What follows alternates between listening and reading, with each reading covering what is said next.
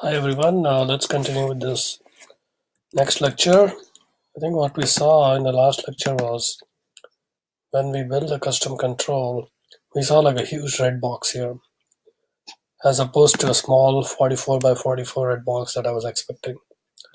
Then when you look at the storyboard, here is the stack view, right? And then it's going to hold the reading control, which is this. Okay, so the reason this is happening is because in our storyboard, we did not specify any constraint for the stack view itself. And if you look at the error log, it says that it's not able to simultaneously satisfy constraints. It's trying to figure out where to put this 44, so it doesn't know where to start from. So that's what it's complaining. So it gives you a hint. So what we could do is we could just define new constraints. So go in here, say like, let's give it 20. And then on the left, and give it a 20. So now it has like a valid width and height. And then let's run it.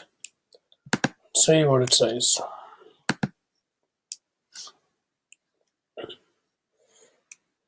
Alright, so that's what I was expecting. Basically that matches the way they had it here. Right? Cool.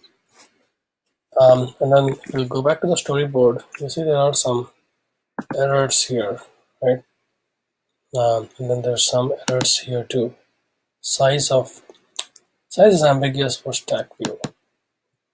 So for the stack view, see there's a red thing here.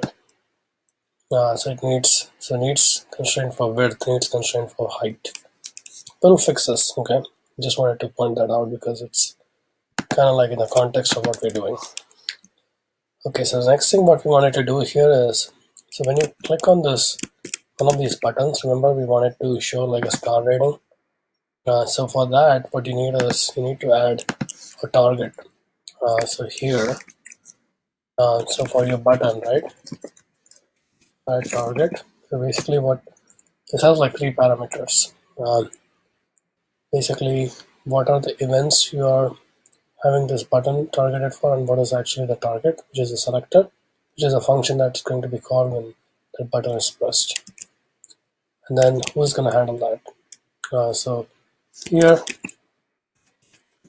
we'll mention it's going to be self. And then for action, we have to define a method that's going to handle that. And that's done through selector. This is like still the old way of doing it. So in a new way, actually Swift provides something called blocks. But for this particular case, we can even do it through a selector. So what we'll do is we'll give the name of the class, but we have to define a new method, rating button tapped, which takes button as one of its parameters. And then later what we'll do is we'll implement that method. So it's going to be something like, let's look for it here.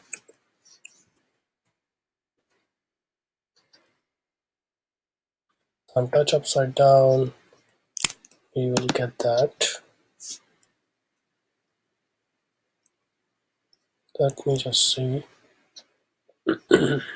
Just a second.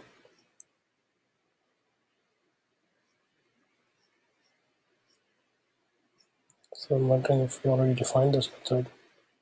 Yeah, actually, I think, yeah. So let's actually first define a method that we can call, right? So it's going to be private, right? And then you can leave it if you don't want it as private, if you want other classes to call this. So we need something called rating button tapped. We have to kind of improvise a lot of it. It's nothing else like we have to kind of see around and implement things. As you see things missing. So like I said, trying to take a UI button, right, as a parameter. So let's name it as button. Okay, UI button. So basically you have this colon here in Swift. which tells that it's of type UIButton. Similarly, frame is of type direct. And then we can just print saying that button was pressed.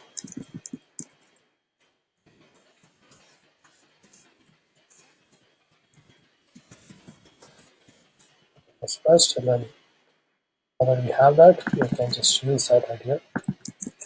Right? Then we can pass in button.